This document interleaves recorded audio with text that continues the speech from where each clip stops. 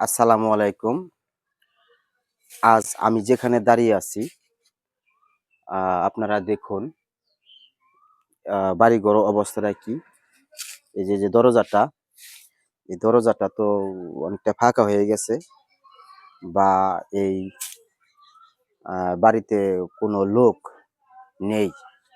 বড়, বড় বাড়িঘর করার আগে, ভালো, ভালো দালান কোঠা করার আগে ভালো মানুষ হওয়ার প্রয়োজনটা আমি মনে করি বেশি।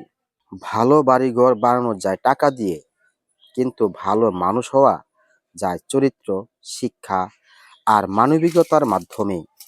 সুন্দর বাড়ি মানুষকে কিছুদিন মুগ্ধ করে, কিন্তু সুন্দর আচরণ মানুষের মনে আজীবন জায়গা করে নেয়। একটা প্রবাদ আছে, ঘর বড় হলে মানুষ বড় হয় না, আর মানুষ বড় হলে ঘর বড় করা যায়।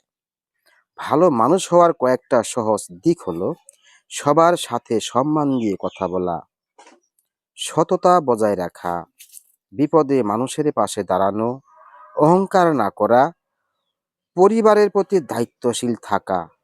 বাড়ি একদিন ভেঙে যাবে, কিন্তু ভালো চরিত্র চিরকাল মনে থাকবে। আপনার বাড়ি ঘর একদিন ভেঙে চৌচির হয়ে যাবে, কিন্তু আপনার ভালো চরিত্র চিরকাল টিকে থাকবে। আপনাদের আপনাদের প্রশ্ন হতে পারে, এই বাড়িতে লোক নেই কেন?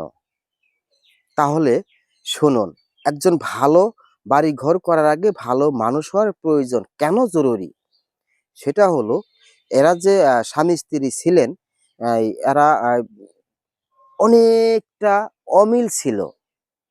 এদের একজনের মনের সাথে আরেকজনের মনের সেটআপ হইতো না, বা এদের মধ্যে ভালোবাসা ওইভাবে গভীর ছিল না।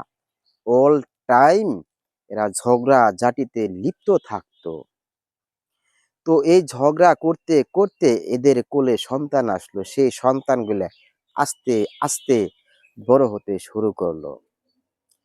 তারপর একটা সময় স্বামী-স্ত্রী কোলাহল লেগে দুজনের মাঝে একটু হাতাহাতি হইল। হাতাহাতি হওয়ার পর তার হাসব্যান্ড একটা সময় আল্লাহ তাআলার ডাকে চলে গেল। তো বিরাট কাহিনী সেটা নিয়া। তো বুঝেনি তো, একজন মানুষের আঘাতে আরেকজন মানুষ যখন পরপারে চলে যায়, তারপরে কি হয়? এমনি এমনি তো আর ছেড়ে দেয় না। পরে বিক্রি করে এই বাড়িটি বিক্রি করে ফেলছে। এখন তার ওয়াইফ, তার সন্তান জায়গায়, জায়গায় রয়ে গেছে। মানুষের বাড়িতে, বাড়িতে, দুয়ারে, দুয়ারে তারা এখন বসবাস করে।